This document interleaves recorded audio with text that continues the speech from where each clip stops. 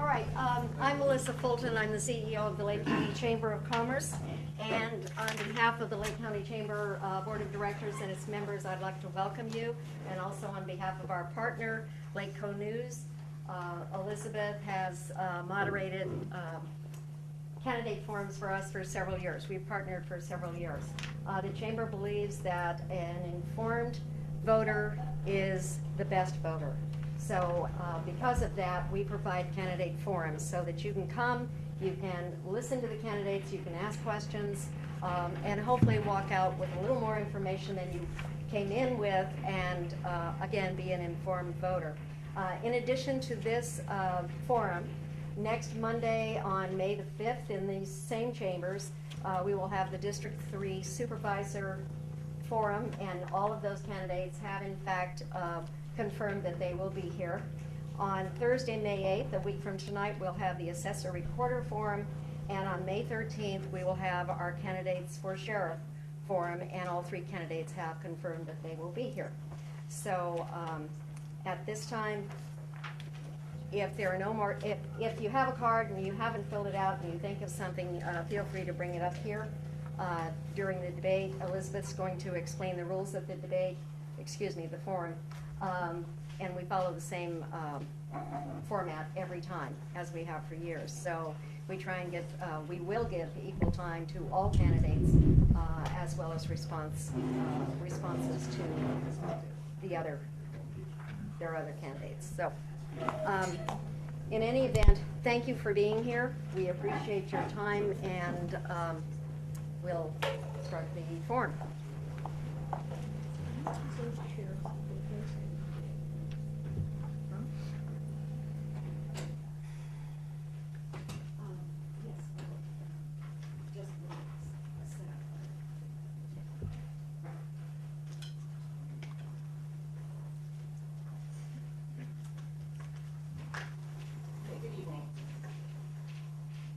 Just quickly go over the ground rules. This is very, very basic. Melissa did a coin toss beforehand to determine how the questioning, the order of the questioning. We're going to start with opening statements. You each get 3 minutes. This is to talk about anything you want to, about yourself, your qualifications, and so on. You'll get a 2-minute closing statement, and that's, again, really an opportunity to just bring up anything that you think is pertinent. Maybe you had an answer to a question that you wanted to expound upon a little bit more. It's really up to you. In the question and answers, we're going to give you a little opportunity to go back and forth a little bit. The first person, you'll each get 2 minutes to answer, and then you'll each get sort of like a minute rebuttal to follow up. So again, maybe you thought of something you'd like to say, maybe your opponent said something you think needs to be expounded on. And that will give you a little bit of back and forth capability there. And at the end, the last question will be that you each have an opportunity to ask the other one a question. You'll have a total of 4 minutes, so you'll get a little bit more time. And then the person who originally asked the question gets to do a follow-up question if they so choose, with then another minute or so of response. Does that make everything clear? Okay. Feel free at any point to ask me to repeat a question, to ask for clarifications about the ground rules or anything like that. This is meant to be informative and casual, and you will not get a buzz under your seat if something doesn't go quite right. So, due to the coin toss, we had, Dawn goes first, is this? Yes. Okay, so Dawn will open with his opening statement. So Dawn Anderson, the incumbent, you have 3 minutes. Okay. First of all, thank you, Melissa, and thank you, Elizabeth, for allowing us to have this forum tonight. Just very, very briefly about me. When I came to Lake County, I shortly joined the Sheriff's Department. I was there for 15 years as a deputy sheriff working different departments. Obtained my Bachelor of Science degree in San Jose State University, and a Juris Doctorate degree at Empire Law School, all in which time I was a full-time deputy sheriff in Lake County. When I left the sheriff's office, it was one of the saddest days in my career, but it was also the start of a new career, and I don't regret having taken that step. In 2010, there were some problems within the district attorney's office. A lot brought on by misconceptions, a lot brought on by truth. But in any event, the DA's office did not have a good reputation, partly because of the Dinius case. So I decided to run for district attorney and see what I could do. I was elected, and then when I got into office, it seemed like the bottom fell out again. We had a budget crisis within the county, and realignment just took effect. Lastly, were the release of felony prisoners into Lake County.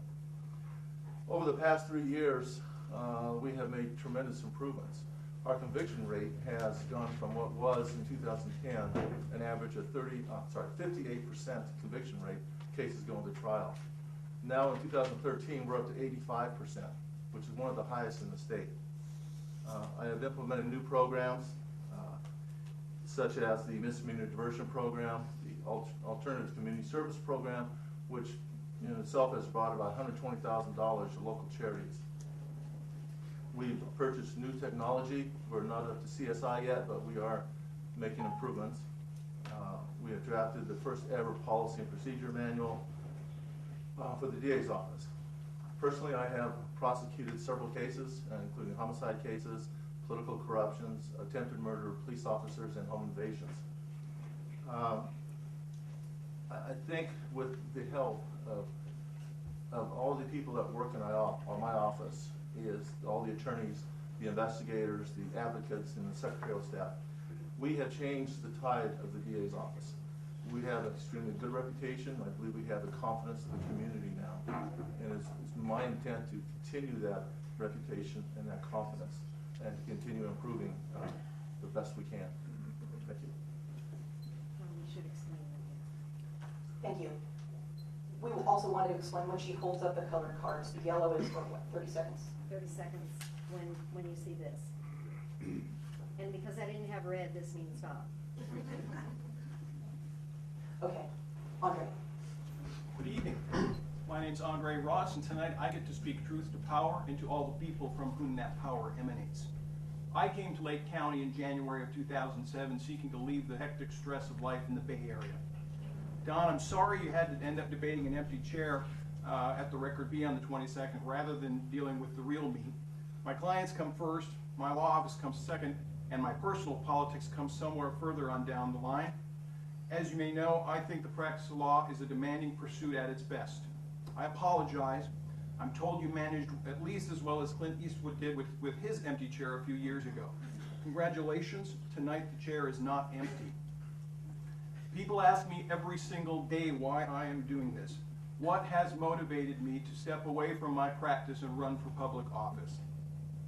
Don Anderson's conduct in the months immediately preceding his election to the district attorney's office and his subsequent conduct since assuming that office has inspired me to do this more than anything else or any one person. I am doing this reluctantly, carefully, and as honestly as I can. I am doing this as independently as possible because I want to be an honest force for greater justice in Lake County. I understand this is a lofty goal, but I will not settle for anything less than that, and that is why I am sitting here before you today. This isn't fun and games. This isn't flag football. This is real life. Here's the rub. Without an honest, politically unbiased, and credible district attorney, Lake County will remain the most beautiful little backwater asylum in Northern California. The system, however one defines that, will stay broken and remain unchanged. You don't need to be a seasoned prosecutor or a veteran defense attorney to be a successful district attorney. You need a capable, honest, professional attorney with an unwavering commitment to uphold the law and to serve justice with each and every decision and each and every action undertaken. I am not jaded by years of having shuffled persons in distress in and out of a largely dysfunctional criminal justice system, and I am not tainted by the inevitable side effects that criminal defense lawyers incur as a result of fighting the good and just fight for largely guilty and utterly thankless individuals. Ask Richard Hinchcliffe and Edward Michael Borg why they aren't sitting here today. Likewise, ask Doug Rhodes or Stephen Carter why they were not willing to step up to the plate. Thank you. So let's begin with the questions. Again, you'll get each of you will have 2 minutes to answer, and you'll each have like a minute for both. So we're going to start with Dawn. And this is a combination of a few questions that have been submitted. Please describe what particular qualifications you believe that you have, that you believe make you uniquely suited to the job of district attorney. And a community member has asked both of you to please include information about your college and law school educations and how the curricula of those particular the educational degrees prepared you for the responsibilities of the district attorney. So we'll start with Don. First of all, my qualifications, okay, I spent a few minutes ago. I went to high school here in Lakeport, graduated in 1970. Then I spent 2 years in Santa Rosa at the junior college there. It's on campus police, studying administration of justice. Then I went to San Jose State University, actually practiced there, learned there for about a year, and then I was hired full-time with the sheriff's office here. And during that time with the sheriff's office, I learned a lot, and not just from opening books, but I learned a lot from the streets. Got to learn to talk to people, to investigate crimes, to sympathize and feel for the people. You know, during my time with the Narcotic Task Force, which is a 2-year period, I had gone to law school and saw a whole different side, even narcotics, working narcotics, that regardless of how bad people can be, they're still people and they have to be treated with respect. After graduating from law school, I had to make a decision, law or law enforcement, and I decided law. For 20 years, I did a lot of civil litigation, family law, and some criminal law. Doing the criminal law as a defense attorney, again, taught me a lot. It showed me a whole different side. That not everybody is bad. Everybody, usually your criminals are good people doing bad things, at least the vast majority of them. I have been the district attorney for the last 3.5 years, learned a lot, and as far as my qualifications, that's what I've been doing, it's been working. And just lastly, the issue about law school and what you learn. One thing I learned about law school is they taught you very early on. Law school is not going to teach you to be a lawyer. It's going to only teach you how to think like one. I'm sorry. Thank you. Andre. I graduated in 1983 from a college called St. Olaf College in Northfield, Minnesota. Yes, it's a real-life place and not part of a television sitcom. I was a double major in economics and German. I was awarded a Fulbright scholarship to spend a year studying at the University of Hamburg in Germany, studying the West German Environmental Party, the Green Party.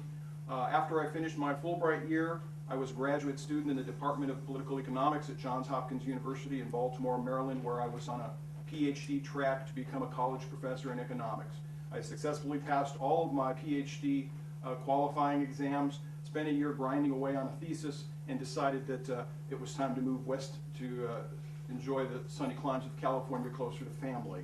I started law school at UC Hastings College of the Law in 1990, graduated in 1993, intending to become a criminal defense lawyer and trial lawyer.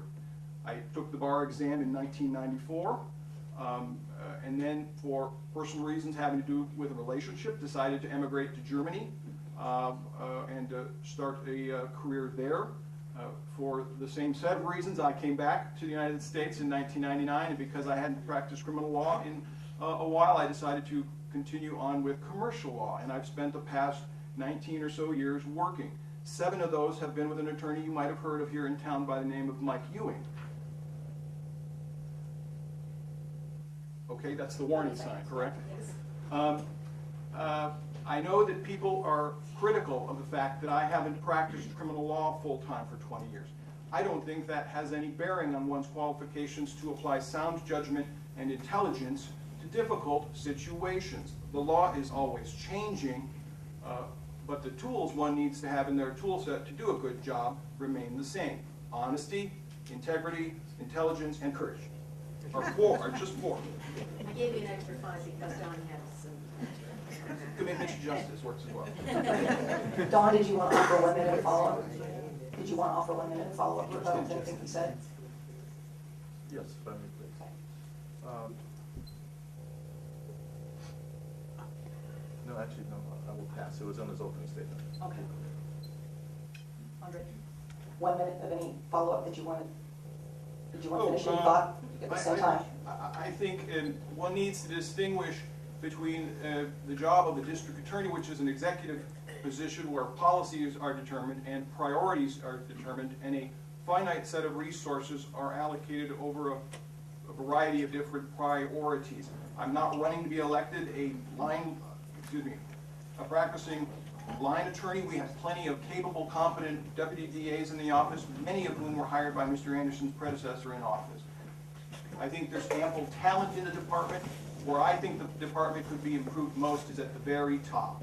Lake County has serious problems with crime and criminality that are going to persist for decades to come. It is of incredible importance that we have a wise and sensible district attorney to move Lake County forward into the 21st century, kicking and screaming if necessary. Thank you. Question number 2, and we start with Andre. What should be the #1 prosecution priority for the Lake County District Attorney's Office? Public safety, including the safety of our first responders and our enforcement personnel. The overwhelming majority of crime today is committed by repeat offenders who are engaged in nonviolent criminal conduct. We have a serious problem with violent crime and criminality in Lake County. We have more than our fair share of murders and home invasion robberies, and we need to emphasize the prosecution and punishment of serious and violent crime as our #1 priority. Thank you. Don? My philosophy is summed up best by Justice Sutherland of the U.S. Supreme Court in 5 words. He said in a famous decision that a prosecutor's duty is to prosecute vigorously but seek justice. What that means, you can prosecute anybody for anything because the district attorney's office has a tremendous amount of discretion and a tremendous amount of power, and sometimes maybe even too much power. But you have to seek justice in whatever you do. Now, of course, it's pretty common, and it doesn't take a brain scientist to know that the most serious cases you want to prosecute to the fullest extent of the law. But there's other cases which you don't want to prosecute to the fullest extent of the law. You want to use the spirit of the law, not necessarily the letter of the law. So maybe my first priority would be to follow that philosophy, that we will prosecute anybody, anytime, if it's warranted. And that's fine. Thank you. Andre, 1 minute of follow-up or rebuttal. I agree that one should prosecute vigorously but seek justice. I agree that one should follow the letter of the law. I disagree with Mr. Anderson when it comes to the spirit of the law. Well, if we're going to argue. Thank you. Are you, Andre, are you finished? Okay. Don, 1 minute of follow-up or rebuttal. Okay, you can't, and Andre, I don't want to argue with you, but you cannot follow the letter of the law every single time. You have to know what the spirit of the law. And if I can give you an example of that, if a person is up in the middle of the wilderness in the snowstorm, and he kills a deer out of season so he can eat, he can feed his family, are you going to prosecute him for poaching, or are you going to do the spirit of the law and allow that man to break? Thank Is you. that a legitimate question? Do I have to answer that question? Since we've already had the 2 rebuttals, why don't you make a note and you can address it in your closings. Very good. Question 3, we'll start with Dawn. This is kind of a 2-parter. Since the last election for district attorney, California has implemented AB 109, which instituted correctional realignment and placed greater pressure on counties like Lake when it comes to dealing with offenders. Discuss what you think the overall impact of correctional alignment has been on Lake County. And if you're elected district attorney for the next 4 years, what specific actions would you take to address the changes the local criminal justice system resulting from correctional realignment? First of all, the impact is just starting. For the roughly 3 years AB 109 has been in place, we've had a lot of criminals back into the community that should be in prison. You always heard when it first came out, there the three nons: non-violent, non-sexual, and non-serious felonies. But what it's turned out to be is you have a lot of very serious, very violent people that are now out in our community when they should be in the state prison system. They are housed, these very violent, very serious felons are housed in the county jail. So not only is that these people staying local, but they're influencing the moderate criminals or the medium criminals, how do you say that, the low weights, the not very serious criminals, but they're being housed with very violent people. And when they get out, they're going to be violent. They're going to be serious criminals within themselves. The problem is, first of all, right now we're kind of keeping up. We're about at our maximum level. In the near future, it's going to be worse, and it's going to continue to be worse as long as AB 109 is in place.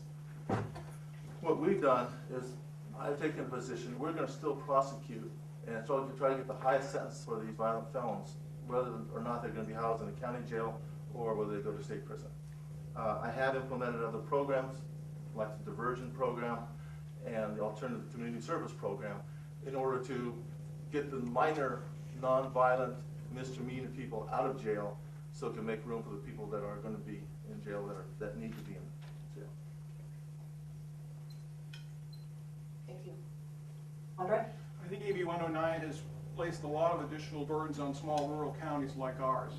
One read recently that our jail is fuller than it should be.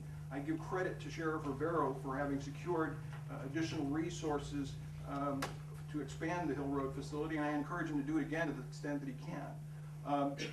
We're going to have to be smarter about who we reserve our jail beds for, and we're going to have to be smarter about who we initiate prosecutions on. I don't think housing marijuana clippers is a wise investment of valuable space in the Hill Road jail when we have other candidates who are better suited for incarceration. In terms of programs to reduce the inflow, certainly diversion is an excellent idea. It's not a new idea, it's been around a while. We also need to intervene with younger people who are at risk of offending. I'm a member of Lakeport Kiwanis. We do a lot of community work for the benefit